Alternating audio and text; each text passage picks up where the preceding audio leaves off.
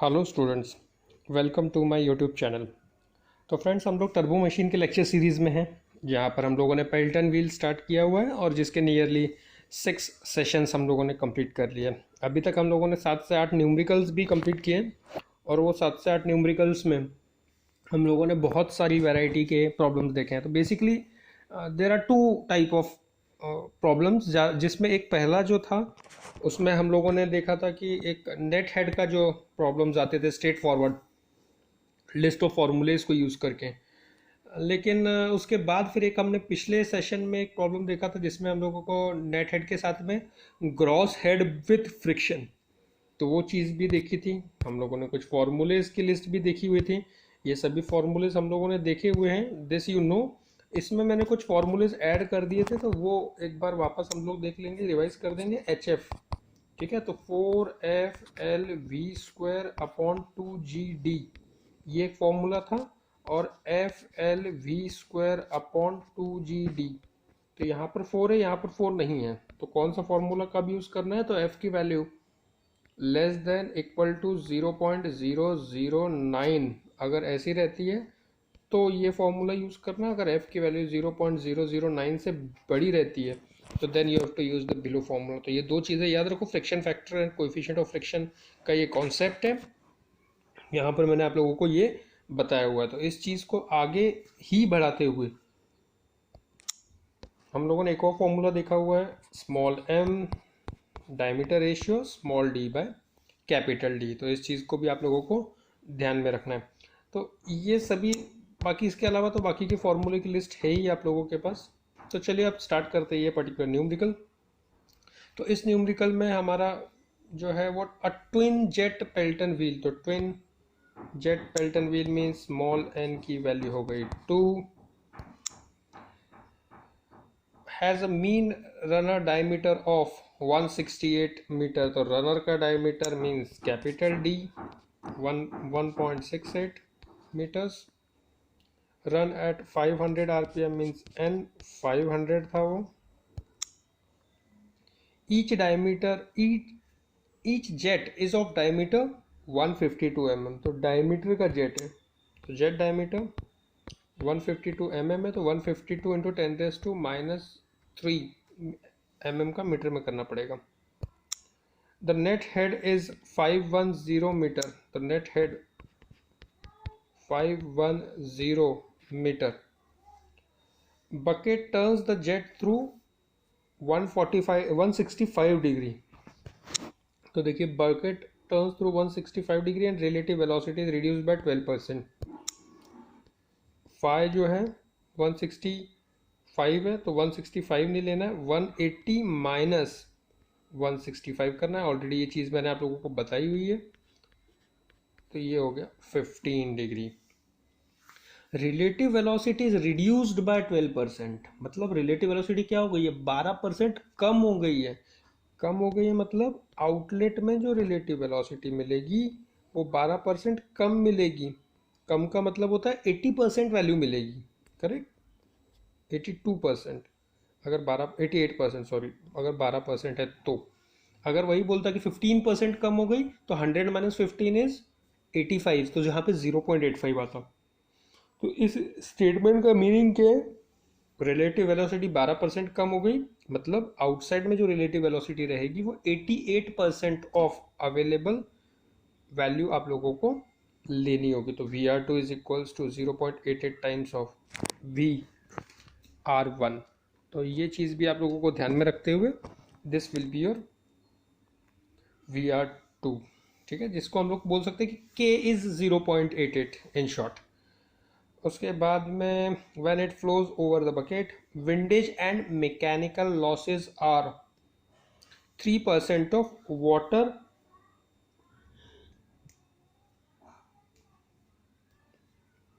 Power supplied.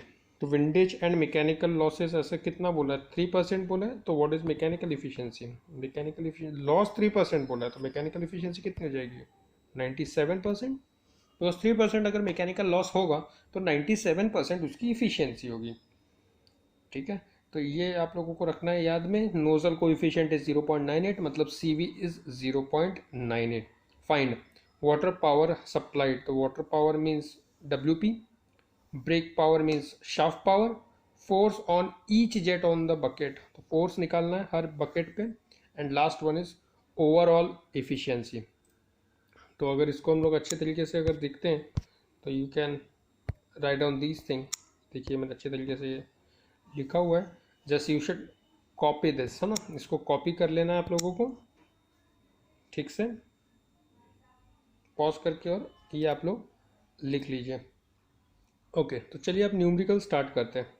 तो numerical कैसे start हो जाएगा, तो सबसे पहले देखिए what we can do, V1 is equal to CV√2GH, तो इसमें से मुझे किस चीज़ का वैल्यू मिल जाएगा, V1 का, and what is V1, V1 मतलब ही होता है VW1, ये तो ऑलरेडी हम लोगों ने पढ़ा हुआ है। वेलोसिटी ट्रायंगल निकाल लीजिए आप लोग नोटबुक में, तो फॉर्मूले की लिस्ट और वेलोसिटी ट्रायंगल ये हमेशा याद रखना है, ठीक है। प्रोसेस कैसे रहेगा देखो, जब मैं न्यूमेरिकल डिस्कस कर रहा हूँ तो आप लोग सुनिए कि मैं क्या लिख रहा हूँ और क्यों लिख रहा हूँ, उसका रीज़न मैं बता रहा हूँ। एक बार होने के बाद जब मैं आप लोगों को पूरा देता हूँ कि अब लिख लो, तो आप लोगों को वीडियो को पॉज करना है, उसे लिख लेना है। गिवन डेटा लिखने के बाद फिर अब फॉर्मूले की लिस्ट ओपन करना है। फॉर्मूले की लिस्ट ओपन करने के बाद आप लोगों को वेलोसिटी ट्रायंगल, ये दोनों एक ही पेज पे लिख लीजिए और उसको फिर ओपन करके रखिए और फिर चीज़ें देखिए जो मैं बोल रहा हूँ। तो V1 is equal to VW1। Similarly हमारा U का फॉर्मूला है, यहाँ पर U is equals to U1 is equal to U2 is equal to pi DN/60। तो सभी चीज़ें दी हुई है, पाई DN/60, तो पाई है, D है, N है, 60 है, तो you will get a value of U1 and U2। एक बार U1 U2 मिल गया तो व्हाट इज VR1, VR1 मतलब है V1 माइनस U, और प्रॉब्लम में ही दिया हुआ है VR2 is equal to 88 times of VR1, तो 0.8 टाइम्स ऑफ VR1, तो you will get a value of VR2। Are you getting? तो ये जब आप लोगों को VR2 वगैरह इस प्रकार से मिल जाएगा, देन वी नो, क्या पता है आप लोगों को, ये वेलोसिटी ट्रायंगल। तो इस वेलोसिटी ट्रायंगल में आप क्या कीजिए, again you apply cos phi. What is cos phi? cos phi का मतलब होता है U2 plus VW2 upon VR2। तो मुझे VR2 पता है, फाई पता है, U2 पता है, I will get a value VW2। उसके बाद में आप लोगों को डिस्चार्ज फ्रॉम सिंगल जेट निकालना है। तो सिंगल जेट निकालना है तो π/4d² इंटू V1, अगर आप ऐसे कर दोगे तो एक जेट का आप लोगों को डिस्चार्ज मिल जाएगा। एक जेट का क्या मिल जाएगा, डिस्चार्ज मिल जाएगा। और क्वेश्चन में दिया हुआ है स्मॉल n, तो small n is equal to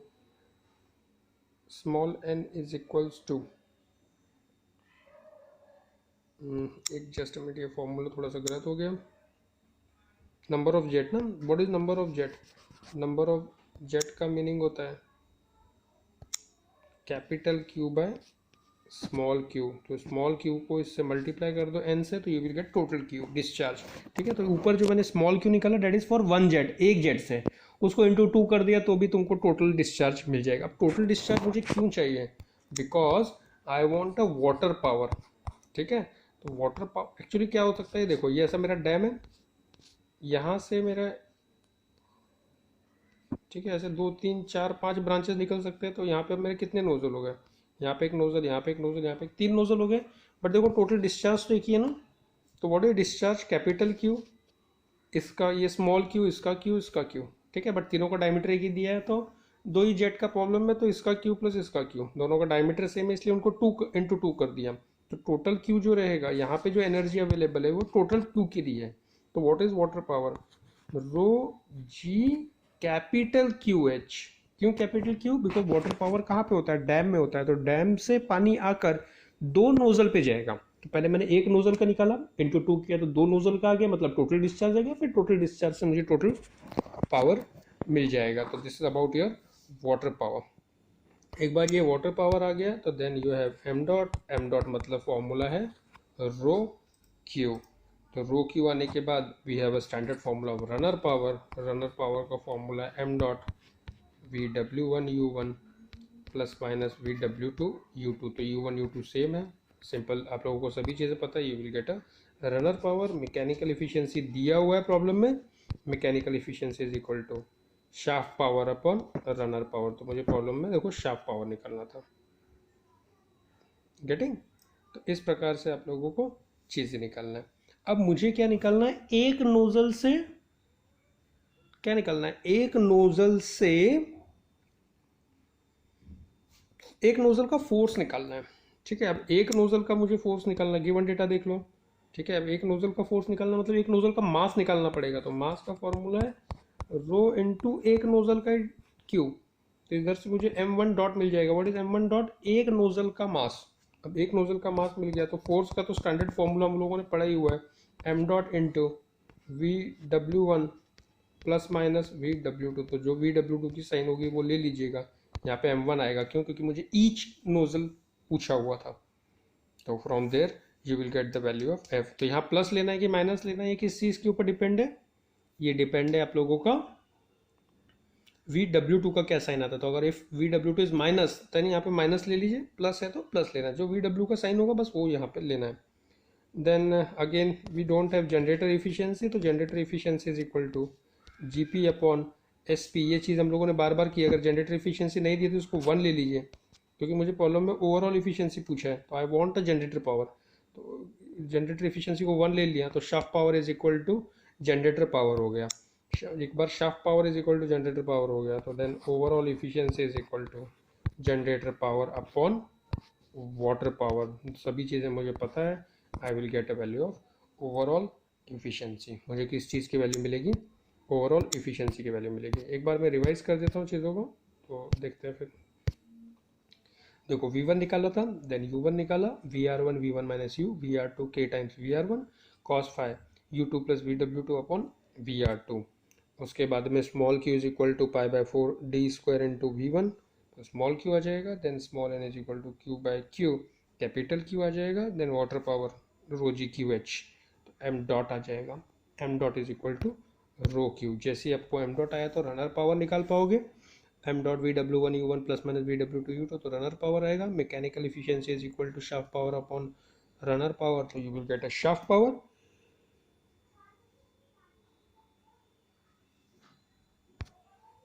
एक जेट का फोर्स निकलना तो एक जेट का मास निकलना पड़ेगा, इसलिए m1 डॉट। उसके बाद फोर्स आ गया, then generator efficiency is equal to generator power upon water power. Generator efficiency नहीं दिया तो you have to take it as a 100%। तो you will get a generator power, then overall efficiency is equal to generator power upon water power. तो इस प्रकार से आप लोगों को चीज़ों को लिखना है। तो आप लोग उसको पॉज करके अच्छे से लिख लीजिएगा, और या फिर बैक जाके भी आप लोग लिख सकते हो। तो एक सेकेंड न्यूमेरिकल है ये। तो यहाँ पर क्या करना है, देखो, a Pelton wheel a single jet Pelton wheel operates at 10,000 kilowatt generator. 10,000 kilowatt generator means it's a generator power 10,000 kilowatt, 10⁻³ watt में कन्वर्ट कर लेना है। The generator efficiency is 93 and turbine efficiency is 86.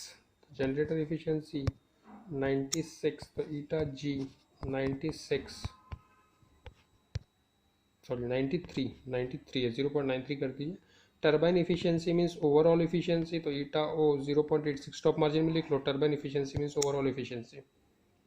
Turbine head is 350 metre. तो जब तक मुझे losses नहीं बोलेगा तब तक तो मैं उसको एच ही लेके कंसिडर करूँगा। अगर फ्रिक्शन लॉसेज वगैरह बोला तो then it become h g. तो एच हो गया। कोएफिशिएंट नोजल कितना है? 0.98। Then they are asking speed ratio KU है 0.46, जेट रेशियो इज 12। तो KU लिख लो 0.46। उसके बाद jet ratio means small m capital D by small d 12। तो ये ऐसे करके you will get the things given data. ठीक है, उसको पॉज करके वापस देखना पड़ेगा क्योंकि यहाँ पर राइटिंग फॉर्मेट में नहीं है। क्या क्या पूछा है? Find the diameter of jet. Diameter of jet means small d। उसके बाद पूछा है mean diameter. The mean diameter means capital D of the runner. Synchronous speed means n। Specific speed of the turbine ns। Bucket dimensions तो bucket dimensions के लिए मैं आगे के न्यूमेरिकल्स में एक छोटे छोटे फॉर्मूले से वो मैं बताऊंगा, जैसे DME 1 में होता है कि B=4D 2D 8D, तो वो चीज़ें भी मैं आप लोगों को बताऊंगा इसमें। तो वो फॉर्मूले थोड़े से ऐड हो जाएंगे, तो उस चीज़ को आप लोग अपना लिख लीजिएगा, है ना। तो ये है, आप लोगों को इतना आप लोगों को लिखना था। इसको पॉज करके आप लोग एक बार लिख लीजिए, तो चीज़ें विल बी सिंपल। फटाक से थोड़ा सा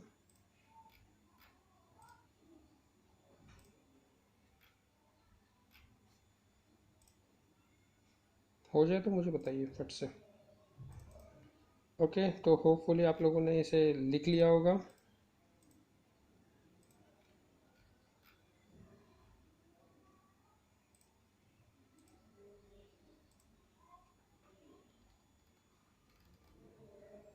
ओके, चलिए। तो अब इसके बाद आप लोगों को क्या करना है, डायमेंशंस का मैं बताऊंगा ही फॉर्मूले आप लोगों को, डोंट वरी। अभी हम लोग जो करना है हमको, वो हम इस पर्टिकुलर न्यूमेरिकल को किस प्रकार से सॉल्व करेंगे। बहुत ही सिंपल है, आप लोग बता सकते हैं, जनरेटर पावर वगैरह सब आपको दिया हुआ था, तो यहाँ पे ही सॉल्व कर देंगे। स्टेप्स बताऊंगा मैं, क्योंकि इसका सॉल्यूशन आप लोगों को ही निकालना है। ठीक है, तो सबसे पहले CV या मतलब V1 निकाल लीजिए।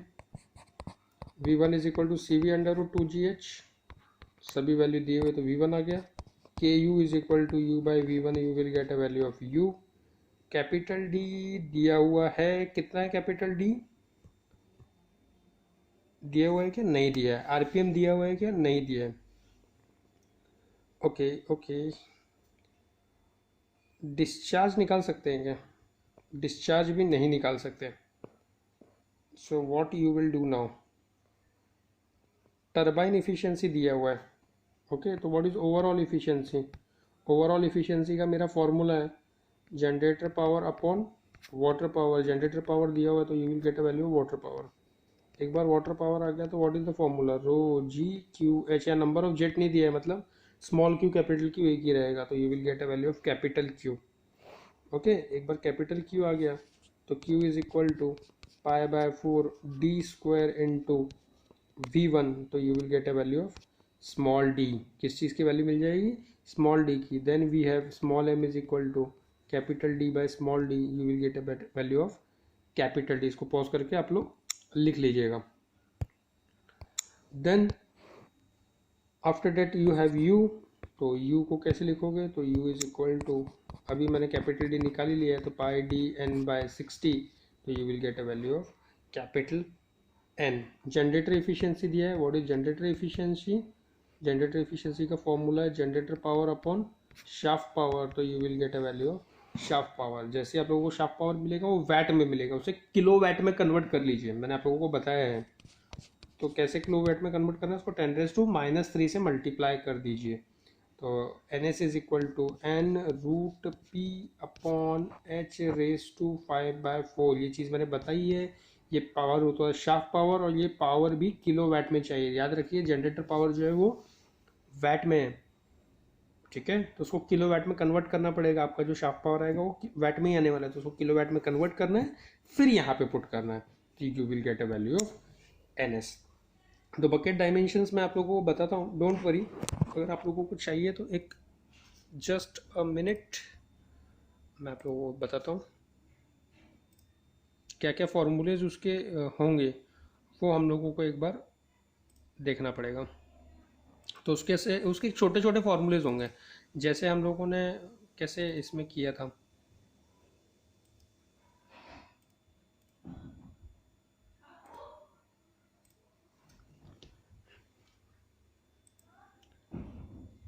ओ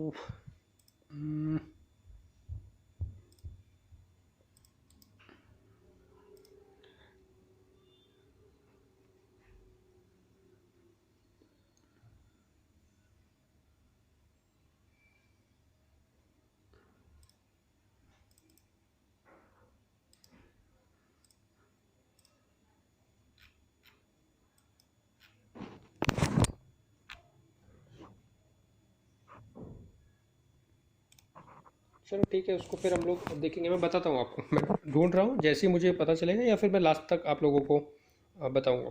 तो चलिए फिर अब आगे बढ़ते हैं इस प्रॉब्लम को। सिर्फ अभी आप लोगों को इसमें क्या बचा है, बकेट डायमेंशन बचा हुआ है। 2 मिनट में लास्ट में जाते जाते I will confirm you all the फॉर्मूले, छोटे से नए नए फॉर्मूलेज होंगे। Okay, so now come back to your new numerical. अभी आप लोग नए न्यूमरिकल पे आ जाइए। तो इस नए न्यूमरिकल को जैसे ही आप लोग स्टार्ट करोगे तो it's a very good numerical. बढ़िया, Pelton wheel is to work. अब गिवन डेटा आप लोग डायरेक्ट लिखें। A Pelton wheel is to work at the foot of the dam whose reservoir level is, कितना दिया हुआ रिजर्वायर लेवल, 220 मीटर। तो अभी तो हम लोग उसको एच ही बोलेंगे क्योंकि फ्रिक्शन फैक्टर का कहीं नाम नहीं लिया। तो h is equals to capital h is equal to 220 meter. The full opening of the turbine nozzle is 200 mm। मतलब नोजल का फुल ओपनिंग मतलब नोजल को फुल ओपन करके रखा आपने, तो उसका डायमीटर 200 mm, मतलब small d is equal to 200 mm। तो 200 इंटू 10⁻³ मीटर लिखते जाइए parallelly. And the coefficient of velocity is 0.98। तो c v is 0.98। C V का कोई यूनिट नहीं होता। A turbine is to operate at 250 RPM. तो 250 आरपीएम में कैपिटल एन 250 आरपीएम हो गया। And it develops a power of 3.75 megawatt. तो टर्बाइन डेवलप कर रहा है इतना पावर। अगर टर्बाइन डेवलप कर रहा है तो उसको मैं कौन सा पावर बोलूँगा, जीपी, जनरेटर पावर। 3.75 मेगावाट है, तो megawatt means 10⁻⁶। assuming the blade to speed ratio of 0.46। तो blade to jet speed ratio, तो blade to jet speed ratio मतलब क्या, स्पीड रेशियो है वो। स्पीड रेशियो मतलब क्या होता है, K U, U by V one. U मतलब ही blade speed, and what is V one, V one means jet speed. तो blade speed to jet speed, इसका रेशियो दिया हुआ है 0.46, तो it's a K U. Determine the wheel diameter और at the pitch circle of the bucket. तो do not get confuse, bucket diameter पूछा है तो it's a capital D. The bucket outlet angle is 16 degree. तो bucket outlet angle means it's 5, तो it's 16 degree. Calculate the bucket efficiency. Bucket की efficiency बोला है, turbine की इफिशियंसी बोली है, मैकेनिकल इफिशियंसी पूछा है। तो बकेट इफिशियंसी मतलब बकेट का आउटपुट और बकेट का इनपुट। ठीक है, तो स्पेसिफिकली यहाँ पर ये चीज़ हम लोगों ने कोई ऐसा फॉर्मूला होगा तो देखता हूँ, मैं आपको बताता हूँ बकेट का आउटपुट क्या होता है। Tell me what is the bucket output. Bucket output is runner power. What is bucket input, kinetic energy. तो एग्जैक्टली मैंने आप लोगों को ये डायग्राम बताई हुई है, वापस मैं रिवाइज करता हूँ। ये मेरा डैम है, यहाँ से पेन स्टॉक है, ये नोजल है, यहाँ रनर है, ये रनर घूमेगा, देन ये घूमेगा, यहाँ शाफ्ट है और ये जनरेटर है। तो यहाँ पे होगा वाटर पावर, ये है नोजल, तो इट्स काइनेटिक एनर्जी। रनर जब घूमेगा तो it develop a runner power. Runner connect होगा शाफ्ट को तो इट प्रोड्यूस शाफ्ट पावर, और फिर शाफ्ट पावर से जनरेटर पावर डेवलप होगा। अब बकेट, तो ये बकेट मेरा यहाँ था, तो बकेट का इनपुट आउटपुट क्या है, रनर पावर। इनपुट क्या है, काइनेटिक एनर्जी। तो बकेट इफिशियंसी कैसे निकलेगी, runner power upon kinetic energy. List of फॉर्मूले में उसे ऐड कर लीजिए। Bucket efficiency is equal to runner power upon kinetic energy. ठीक है, ओके। तो ये तो आप लोगों को निकालना ही है। फिर उसके बाद वो बोलता है, पहले जो पूछा कि calculate the bucket efficiency, turbine efficiency, mechanical efficiency, इसमें कोई दिक्कत नहीं, ये सब हम लोग निकाल पाएंगे। उसके बाद वो बोलता है if the bucket develops roughness causing bucket coefficient of 0.9। तो बकेट का रफनेस है, बकेट के रफनेस को हम लोग क्या कहते हैं कि determine the change in bucket efficiencies. मतलब उसका क्या कहना है कि अगर के का वैल्यू 0.9 रहेगा तो बकेट का इफिशियंसी में कितना चेंज आएगा, ऐसा वो पूछ रहा है। ठीक है, बकेट इफिशियंसी में। तो अब वो कैसे निकालोगे, तो दो केसेस हो जाएंगे। पहला केस क्या हो जाएगा, 2 बार बकेट इफिशियंसी निकालना है इन शॉर्ट। यहाँ तक जो था ये तो चीज़ एकदम क्लियर है, यहाँ तक तो हम लोग हर एक चीज़ निकालेंगे। ठीक है, बट उसके बाद वो बोलता है कि बकेट इफिशियंसी फिर से निकालो जब के इज इक्वल टू 0.9। तो पहले केस में के नहीं दिया है, तो पहले केस में के नहीं दिया है मतलब इट्स अ फ्रिक्शन लेस। तो फ्रिक्शन लेस है तो के का वैल्यू पहले 1 लेके एक बार बकेट इफिशियंसी निकलेगा, और उसके बाद विदाउट के मतलब एक बार के इज इक्वल टू 1 पे एक इफिशियंसी निकलेगा, फिर के इज इक्वल टू 0.9 पे एक इफिशियंसी निकलेगा। तो ये देखिए, ये गिवन डेट आप लोगों को लिखना है तो लिख सकते हैं। आई थिंक मैंने जो डिक्टेट किया वही ये चीज़ है। तो 2 बार आप लोगों को इफिशियंसी निकालनी है। Bucket efficiency which is nothing but, already मैंने आप लोगों को बता के रखा हुआ है, it's a hydraulic efficiency. Because bucket का आउटपुट मतलब रनर पावर, बकेट का इनपुट मतलब kinetic energy, runner power upon kinetic energy मतलब होता है हाइड्रोलिक इफिशियंसी। तो बकेट इफिशियंसी को आप लोग और क्या लिख सकते हैं, हाइड्रोलिक इफिशियंसी लिख सकते हैं। Let us start with the numerical.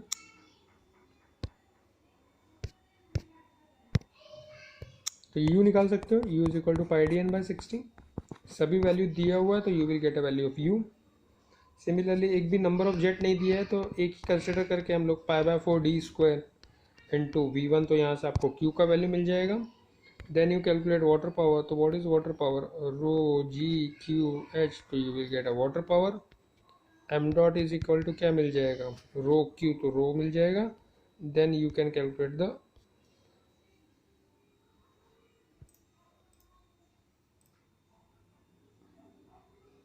Runner power. ठीक है, तो कैसे अब हम लोग कैलकुलेट करेंगे, तो मुझे एक्चुअली उसने पूछा है रनर पावर पूछा है, लेकिन रनर पावर के लिए मुझे क्या लगेगा, रनर पावर के लिए मुझे सबसे पहले लगेगा VW2, VW1, है ना। तो यहाँ पे मेरे पास अभी V1 वगैरह भी मैंने नहीं निकाला है। तो देखो U निकल जाएगा, U के बाद Q निकल जाएगा, Q के बाद WP निकल जाएगा, and we have a KU also, है ना। तो बताता हूँ मैं प्रोसेस कैसे रहेगा। तो ये देखिए u is equal to pi d n by 60, तो u आ गया, q आ जाएगा यहाँ से वाटर पावर से, ये आ जाएगा, m dot is equal to rho Q. तो इस चीज़ के बाद आप लोगों को क्या देखना है, यस ये फॉर्मूला देखना है सबसे important. v1 is equal to c v under root 2gh, c v दिया हुआ है, h दिया हुआ है, तो v1 आ गया, v1 मतलब ही VW1, k u is equal to u by V1, तो you will get a value of u। तो यहाँ से मुझे u का वैल्यू भी आ जाएगा, from here you will get a u। अब केस वन ले लो, when k is equal to 1, तो VR1 is equal to V1 minus यू, VR2 is equal to k times VR1, तो you will get a value VR2। Then cos phi लगा दीजिए, cos फाई is equal to U2 plus VW2 upon VR2, ये बस बहुत बार हम लोगों ने फॉर्मूला देखा है, you will get a value of VW2।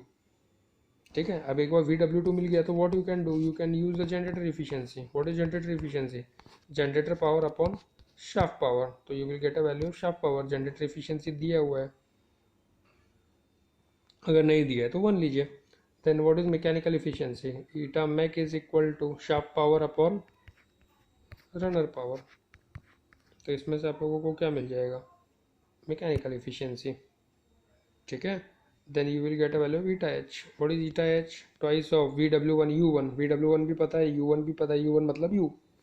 VW2 मैंने निकाल लिया है cos फाई वाले फॉर्मूले से, U2 I know, V1 square I know, तो I will get a hydraulic efficiency. तो ऐसे करके आप लोग चीज़ों को निकाल पाओगे। देखिए अब सिमिलरली केस 2 कीजिए। What is case 2, when k is equal to 0.9, तो VR2 क्या हो जाएगा, k टाइम्स VR1, VR1 पुराना ही रहेगा। cos फाई करके you again calculate a new value of VW2। एक बार VW2 नया आया तो you will get a new runner power, new runner power आएगा तो you will get a new efficiency. तो ऐसे करके आप लोगों को ये पर्टिकुलर प्रॉब्लम समझ में आ चुका होगा, है ना। तो ये ऐसे आप लोगों को करना है। तो देखो दो केसेस हो गया, एक बार जब k इज इक्वल टू 1 होगा तो एक हाइड्रोलिक इफिशियंसी आ जाएगी, एक k इज इक्वल टू 0.9 होगा तो एक हाइड्रोलिक इफिशियंसी आ जाएगी। तो ये चीज़ आप लोगों को निकालना है। और प्रॉब्लम में जो पूछा था वही बकेट इफिशियंसी पूछा था, मैकेनिकल इफिशियंसी मैंने बता दिया आप लोगों को। ठीक है, जनरेटर इफिशियंसी भी हम लोगों ने निकाल लिया है। तो ओवरऑल प्रॉब्लम में यही था हमारा, bucket efficiency, turbine efficiency. Turbine efficiency means overall efficiency होता है, overall efficiency is equal to rho G Q H. तो वो करके भी ओवरऑल इफिशियंसी आप लोग निकाल सकते हो। तो ओवरऑल ये पूरा सिनेरियो था इस पर्टिकुलर न्यूमेरिकल का। ये वाला प्रॉब्लम आप लोगों को अच्छे से सॉल्व करना है। ठीक है, देखो अब मैं थोड़ा फास्ट ही प्रॉब्लम्स लेने वाला हूँ। क्यों, क्योंकि ऑलरेडी हम लोगों ने इतना सारे न्यूमेरिकल्स अभी कर लिए, कम से कम 7-8 न्यूमेरिकल हम लोगों के हो चुके हैं। तो अब स्पीड हम लोगों का बढ़ना चाहिए, फॉर्मूले याद होना चाहिए, फॉर्मूला आंखों के सामने होना चाहिए, वेलोसिटी ट्रायंगल आंखों के सामने होना चाहिए। क्या निकालना है, उससे रिलेटेड क्या पूछा है और उसके रिलेटेड क्या क्या फॉर्मूलेज है, इस स्ट्रैटेजी के हिसाब से आप लोगों को चीज़ों को कंप्लीट आउट करना है। इस प्रॉब्लम को आप लोग सॉल्व कीजिए होमवर्क पे। और अगर वीडियो अच्छा लगा है तो लाइक कीजिए, smash the like button. Comment अगर कुछ डाउट्स है तो वो लिखिए। होमवर्क के आप लोगों को आंसर्स पोस्ट करते जाना है। आंसर्स कंपलसरीली आप लोगों को पोस्ट करना, तो ही मैं समझूंगा कि आप लोगों को चीज़ें समझ रही हैं या नहीं समझ रही हैं। इस प्रकार का न्यूमेरिकल हम लोगों ने किया हुआ है, पिछले सेशन में हम लोगों ने किया था, उसी से रिलेटेड ये होमवर्क है।